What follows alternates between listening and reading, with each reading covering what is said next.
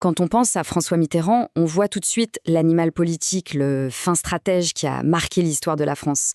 Mais ce qu'on sait moins, ou ce qu'on oublie parfois, c'est que derrière le président, il y avait une autre facette, une identité qu'il a toujours revendiquée comme étant la sienne, avant tout le reste, celle de l'écrivain. Et dès 1981, pour sa photo officielle, il annonce la couleur. Regardez bien, une bibliothèque, un livre à la main, il met lui-même en scène son propre mystère. Et cette phrase, qu'il lance à la photographe Gisèle Frunz, ce n'est pas juste une jolie formule, non. C'est le cœur même du paradoxe Mitterrand.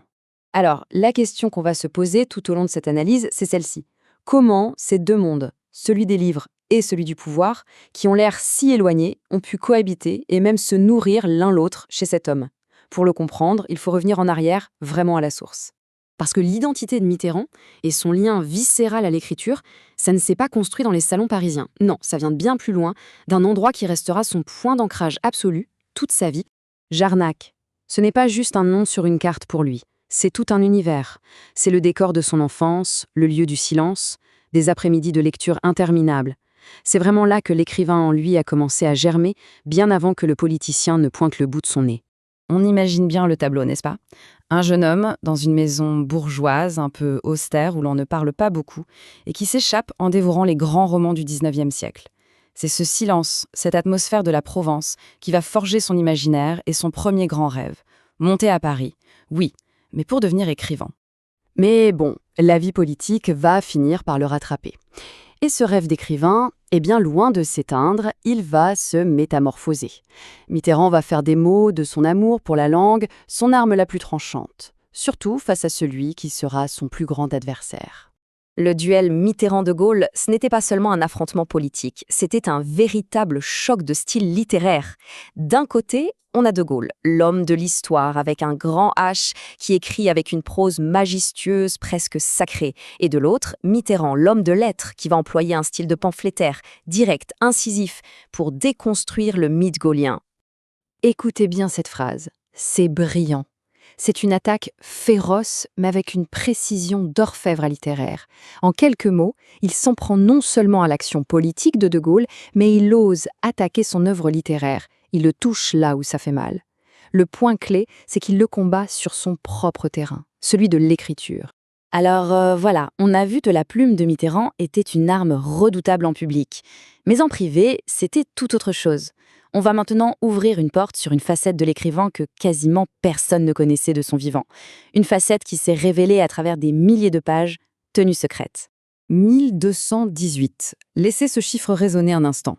1218 lettres, c'est la correspondance de toute une vie adressée à son amour secret, Anne Pinjot. Et ce ne sont pas que de simples lettres d'amour, c'est une œuvre littéraire à part entière qui nous montre une vérité intime, complètement cachée par la vie publique.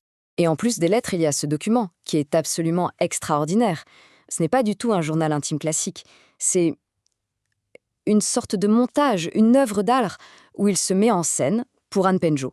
Il y mélange l'intime et le politique, des coupures de journaux et ses pensées manuscrites. C'est peut-être là, dans ce collage, qu'il a été l'écrivain le plus libre, le plus vrai. Et là, on tombe sur un autre paradoxe fascinant. L'homme politique qui paraissait de marbre, insensible aux attaques les plus violentes, en tant qu'auteur, il était d'une vulnérabilité totale. Il disait lui-même qu'il souffrait beaucoup en écrivant, qu'il pouvait être anéanti par une critique sur un imparfait du subjonctif mal utilisé. L'armure du président se fissurait complètement face à la page blanche. On arrive maintenant à la dernière partie. Comment cet homme, une fois au sommet du pouvoir, a-t-il utilisé ce même pouvoir pour graver son amour des livres et de la culture dans la pierre, pour l'éternité? Pendant ces 2 mandats, Mitterrand a littéralement redessiné le visage de Paris avec ses grands travaux. Le musée d'Orsay, la pyramide du Louvre, l'Opéra Bastille, chacun est une empreinte de son passage. Mais c'est le tout dernier projet qui, sans aucun doute, le plus personnel. L'aboutissement de toute une vie. Cette phrase d'Anne Pinjot, elle est essentielle. C'est comme ça que ça s'écrit. Pour Mitterrand, bâtir, c'était une autre façon d'écrire. Écrire son nom, sa vision, dans le paysage même de la capitale, pour laisser une trace bien plus solide qu'un discours politique. Et bien sûr, le bouquet final, c'est la grande bibliothèque. La forme même du bâtiment, 4 tours qui ressemblent à des livres ouverts, est un symbole d'une clarté absolue. C'est la fusion parfaite entre l'homme de pouvoir qui construit et l'homme de lettres qui vénérait les livres. Son rêve d'écrivain et son destin de président se rejoignent enfin, là, au bord de la Seine. Au fond, l'histoire de Mitterrand nous laisse avec cette question.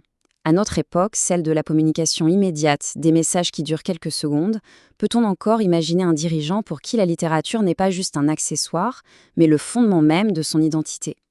C'est une question qui, je crois, mérite d'être posée.